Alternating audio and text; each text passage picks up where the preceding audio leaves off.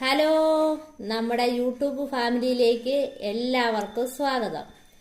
ഇന്ന് ഞാൻ രാത്രിക്കത്തേന് ഉണ്ടാക്കാൻ വേണ്ടി കുറച്ച് ചീര നമ്മുടെ പറമ്പിൽ നിന്ന് പറിച്ചെടുത്തോണ്ട് വന്നിട്ടുണ്ട്. കണ്ടോ, ഇത് കൊട്ടയ്ക്കകത്ത് കഴുകി വെച്ചിട്ടുണ്ട്. ഇതിന് നല്ലപോലെ ഒന്ന് ഉണങ്ങി കിട്ടണം. ഇത് നമ്മുടെ സാമ്പാർ ചീര അഥവാ മുട്ടച്ചീര എന്നൊക്കെ പറയും. ആ ചീര കേട്ടോ ഇത്. ഇതിൻ്റെ അകത്ത് ഒരു പൂ പോലെയുണ്ട്.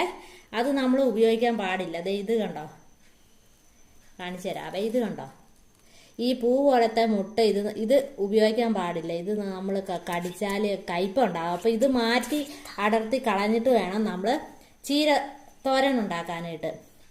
പിന്നെ നമുക്ക് ഇങ്ങനത്തെ തണ്ടില്ലേ, തണ്ട് ഈ അധികം മൂക്കാത്ത തണ്ടൊക്കെ ഇങ്ങനെ കൈ വെച്ച് ഇങ്ങനെ ഒടിച്ചൊടിച്ചെടുക്കാം. കണ്ടോ, ഇത് ചെറുതായിട്ട് അരിഞ്ഞ് കറി ചേർക്കാം. ഒരുപാട് മൂപ്പെത്തിയ തണ്ടൊന്നും നമുക്ക് ഉപയോഗിക്കത്തില്ല. ഇത് അങ്ങനെ കളയണം, ഇല മാത്രമേ എടുക്കത്തുള്ളൂ.